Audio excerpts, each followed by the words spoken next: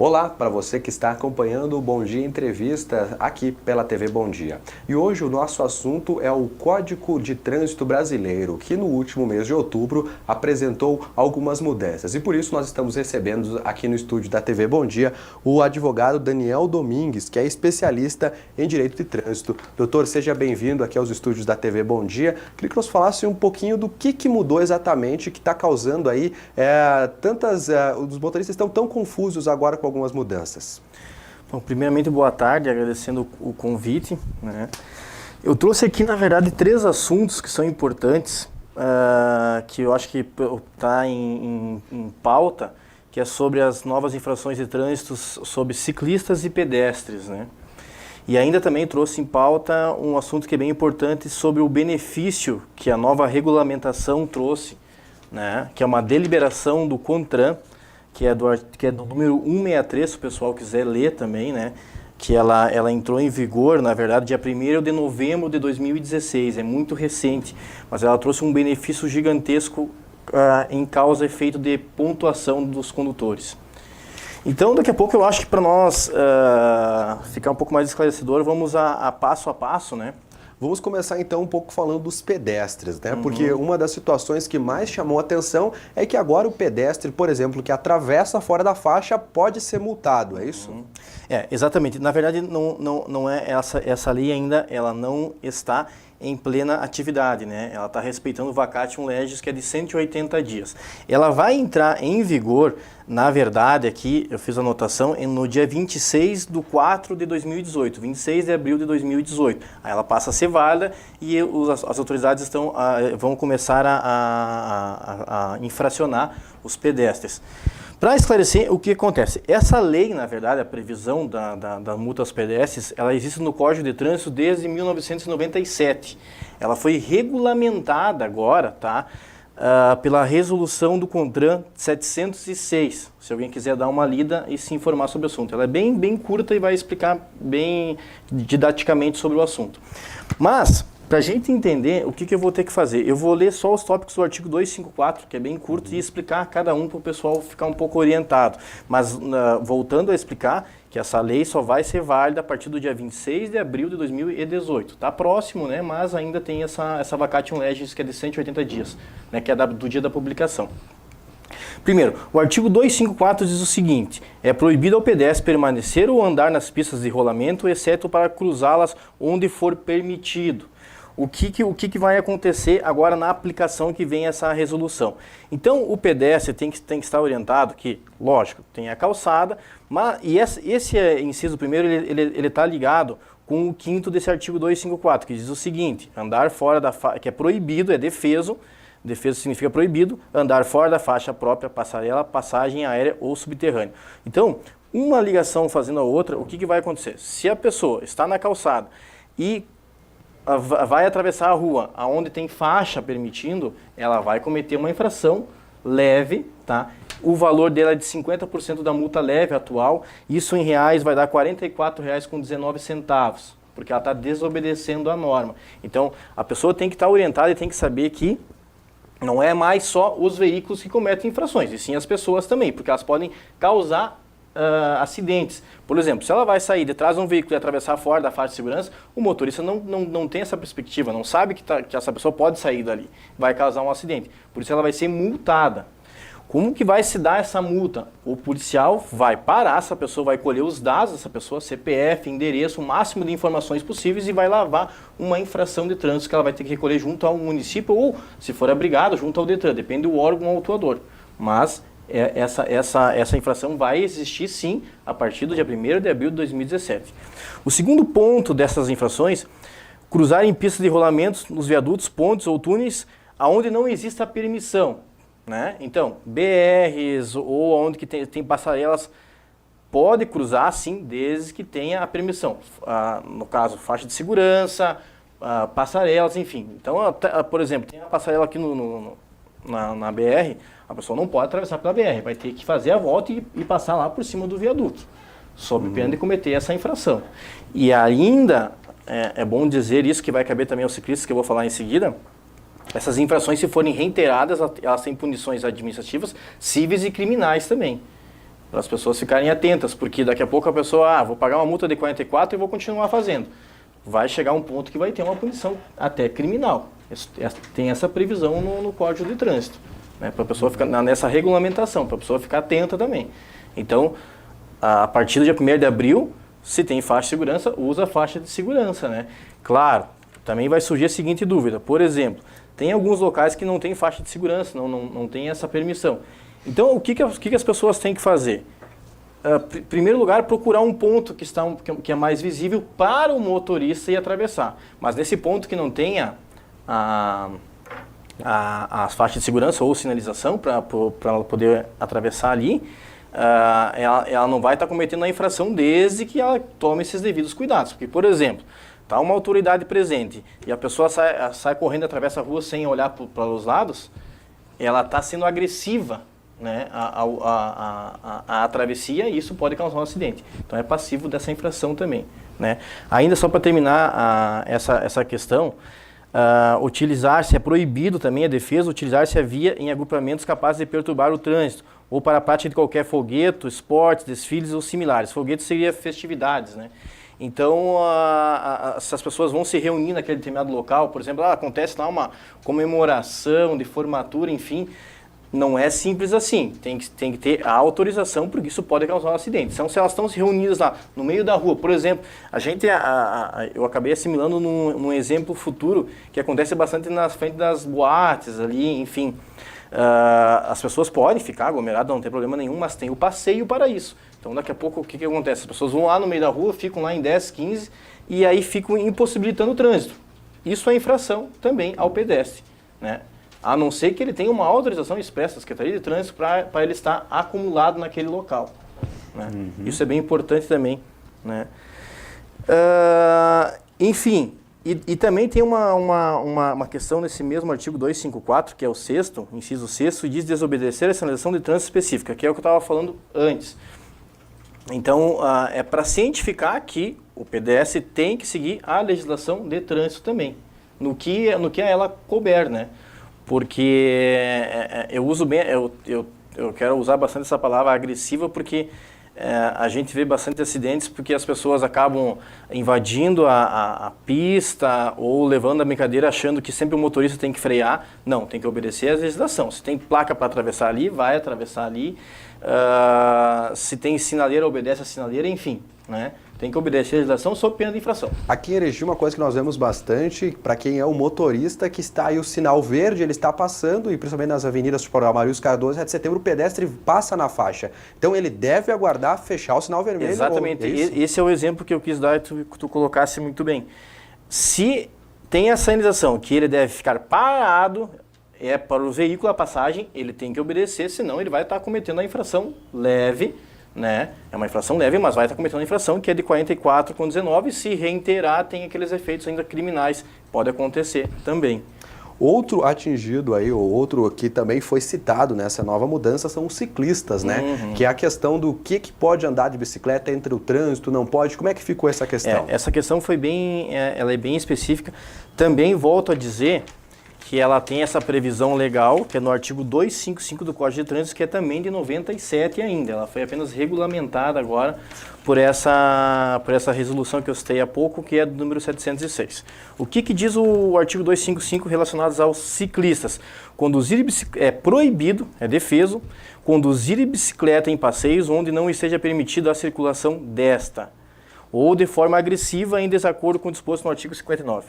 Vamos ser bem objetivo nesse artigo. Conduzir bicicleta em passeios onde não esteja permitida a circulação dessa. O que quer dizer? Está proibido expressamente a partir de 1º de abril os ciclistas usarem as calçadas, os passeios. É isso que a legislação quer dizer. A não ser que tenha uma autorização expressa, de novo, da Secretaria de Trânsito ou do órgão, por ter uma festividade. Ou, ainda por exceção, se seja demarcado a liberação para esses ciclistas utilizarem aquele passeio. Né? Como, por exemplo, aqui no Mato da Comissão foi feito um passeio para ciclistas que está aliado ao passeio de pedestres, né? A calçada. Mas ali é liberado para seguir. Agora, se os ciclistas utilizarem o passeio, é multa, porque o passeio é para pedestres. Tá? E quando eles estão utilizando a via pública, né, essa palavra vem a explicar tudo. É proibido eles estarem pedalando, enfim, a palavra deve ser essa, as bicicletas, fazendo esse esporte. É proibido expressamente que eles façam isso de modo agressivo. Por exemplo, se eles estão andando de bicicleta, eles vão ter que cuidar entre o passeio ou carros estacionados, ficar no máximo permitido aqui, encostado perto da via, justamente porque se ele andar no meio da via, o que vai acontecer? Vai causar um acidente. Porque daqui a pouco a pessoa que vem de veículo acaba não vendo um ciclista, né? Ele não tem claro que à noite tem a sinalização nas bicicletas, mas de dia já fica mais complicado e à noite também fica mais complicado, porque é uma lanterna bem pequena, comparada de um veículo que é o que um condutor de veículo está acostumado a ver. Então ela tem que ficar um pouco na direita ali, né? E é proibido que ela conduza a bicicleta agressiva. Por exemplo, vai ultrapassar veículos, andar no meio dos veículos fazendo manobras. Isso é ser agressivo. Isso é infração de trânsito ao ciclista. Ótimo. Falar um pouquinho agora, então, para os motoristas que estão nos assistindo, porque também há um benefício sobre a pontuação, né? Exatamente. Queria que o senhor falasse agora o que muda a atenção da pontuação da CNH, que é algo muito importante para os motoristas, né? Exatamente. Esse ponto, na verdade, essa deliberação que saiu, que nada mais é do que uma regulamentação do CONTRAN, né? Ela foi publicada, né, no dia 31/10/2017 e ela entrou em vigor dia 1º de novembro de 2016, quer dizer o que? Ela já está em vigência. Ainda, como profissional dessa área, eu atendo aqui na cidade de Erechim, Passo Fundo e algumas outras cidades locais, quando me é solicitado, eu ainda estou sentindo um pouco que as próprias autoescolas, que são os órgãos autorizados, né, delegados a fazer esse tipo de serviço, ainda estão um pouco carentes de informações, não estão aplicando ainda, mas já estão se regulamentando, né? Inclusive eu tive uma conversa com um colega aqui de uma CFC que ele disse, nós estamos se regulamentando, está entrando em ordem esse funcionamento para os condutores terem esse benefício. O que é esse benefício? Em primeiro lugar, para esclarecer, a legislação foi reformada quanto à questão de valores, né? E não do número dos pontos. Então continua pontos lá, né? 3, 5 pontos, 7 pontos, tá? Que é as multas leve, média, grave, que tem a de 4 pontos que é média, a de 3 pontos que é a leve, a média que é de 4 pontos, a leve que é de 3, a grave que é de 5 pontos e a gravíssima que é de 7 pontos. Ainda continua com as mesmas pontuação, elas aumentaram só os valores que foram 50% a mais do que era acumulado antes, né? Mas quanto à pontuação, o que vai acontecer? Hoje, na verdade, a CNH, eu como profissional dessa área, considero a CNH como um próprio direito de ir e vir automotor, né? Ou, enfim, porque sem a CNH tu não é permitido andar. Então, o que é esse benefício? Quando o condutor especificamente atingir os seus 14 pontos, ele vai ter um chamado curso preventivo de reciclagem. Como que vai funcionar isso? No site do Detran tem todas as consultas públicas aos condutores. Lá está escrito habilitação e está escrito consulta à pontuação. Ele vai lançar os dados dele, vai saber quantos pontos ele tem na CNH. Peraí, eu tenho 14 pontos na minha CNH. Tá, se tu tem 14 pontos, tu vai se dirigir uma CFC e vai pedir para cursar esse curso preventivo. Cursando esse curso preventivo, tá, que é uma mini reciclagem, eu imagino que seja uma mini reciclagem, por isso não é essa regulamentação vai caber às autoescolas. Ele vai passar por essas videoaulas e vai ter a pontuação zerada, tá? Ele vai ter esse benefício, vai ser usado de 12 em 12 meses. Por quê? Porque se transcorreu 12 meses, ele passar de novo da pontuação, ele vai estar reincidindo no fato. Então, esse benefício é uma vez por ano. Mas isso é uma grande mudança ao condutor que traz esse grande benefício. Então, a pessoa vai lá, consulta, tô com 14 pontos, né? Ou passei de 14 pontos, que é de 14 pontos a máxima de 19 pontos. Porque 20 pontos, expressamente, tu tem a suspensão da tua CNH. Não é 21 pontos como todo mundo pensa, é 20 pontos redondos. Então, se tu tem mais de 14 e máxima 19, tu vai até uma CFC, passa por esse curso preventivo, né, que ele não é ofensivo como uma reciclagem, que tem provas, enfim, e aí ele vai estar zerando essa pontuação dele, ele vai tirar o risco iminente de perder a CNH, na verdade não é uma perca, é uma suspensão provisória da CNH, que ela é combinada a um curso de reciclagem e prova teórica. Momento Tá. em que a pessoa fica impedida de dirigir enquanto está fazendo Exatamente. isso. A minha pergunta é, vale para todas as categorias isso? Vale, essa nova regulamentação não está especificando que antes dessa deliberação era específico, ainda tinha, quando exercia atividade remunerada, a CNH. Essa nova deliberação, ela está sendo englobada a todos os condutores. É um benefício aos condutores. E de quanto tempo deve ser esse mini curso de reciclagem dos 14 pontos? Isso ainda, as autoescolas ainda não me deram essa informação, né? Mas provavelmente que vai ser em torno de no máximo uma semana. Provavelmente, penso eu que a reciclagem normal em horas-aulas atinge uma semana e pouquinho, vai atingir uns 3 dias, penso eu, né? Mas isso é a autoescola que vai regulamentar. E só um pontinho importante, essa nova legislação trouxe um aumento da suspensão da CNH por pontuação. Né? Antes ela era um mínimo de 1 mês, no máximo 3, dependendo dos antecedentes de trânsito do condutor, já teve outras suspensões, trouxe perigo a terceiros, são os atenuantes e agravantes. Agora é no mínimo 6 meses sem CNH, com ela suspensa sem dirigir, e no máximo 12 meses. Né? Então teve um aumento significativo. Então hoje, se tu atingir os 20 pontos, tu tem que saber que tu tem que ficar 6 meses sem CNH, respeitando a suspensão. Claro, passado-se pelo contraditório e ampla defesa, que tem as notificações para tu fazer recurso. Mas depois de transitado em julgado a penalidade, tem que ficar 6 meses sem dirigir expressamente, sob pena de desobediência de ordem, que é acumulada com uma cassação de 2 anos. A cassação significa 2 anos sem dirigir e refazer parcialmente a CNH. É uma pena muito grave para quem desobedece à suspensão da CNH.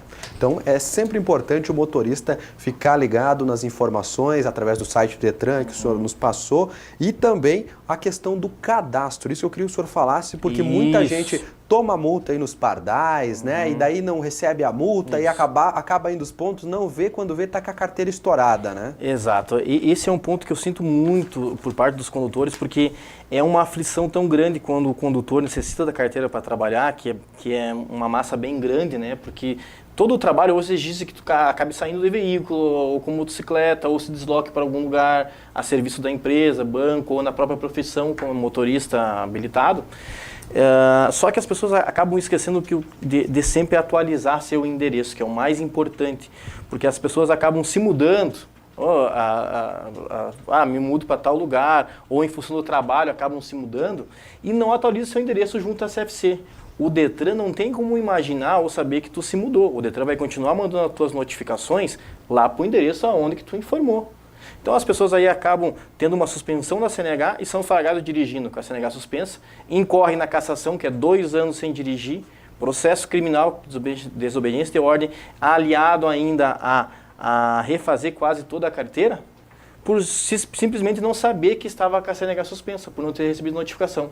Aí quando vem até ao meu escritório pedir uma informação, enfim, aí eu vou verificar junto ao processo administrativo e eu verifico que tem a informação, mudou-se, né? E aí eu pergunto à pessoa, sim, eu me mudei, mas eu não fui notificado. Tá, mas tu não foi notificado, mas por que tu não informou que tu se mudou? E essa informação é simples, é ir até a CFC, qualquer autoescola, né, munida de um comprovante de residência e informar que está residindo naquele local atualmente. É gratuito o serviço? Gratuito. Pois é, então gratuito, né? A pessoa não paga nada, só fazer... Evita danos pessoais imensos. Tá certo, doutor. Então eu quero agradecer ao senhor ter tirado esse tempo e também gostaria que o senhor lembre que as dúvidas, quem tem dúvidas sobre essa mudança de Código de Trânsito Brasileiro, qual é o endereço do seu escritório, como é que faz para entrar em contato com o senhor? Tá, ok. O endereço do meu escritório é na Avenida Mintas Maciel, 93, sala 5. Está localizado nas costas da Caixa Federal. Tem um único prédio que é sediado antes de uma loja de bicicleta, tem uma galeria no subsolo, meu escritório é ali.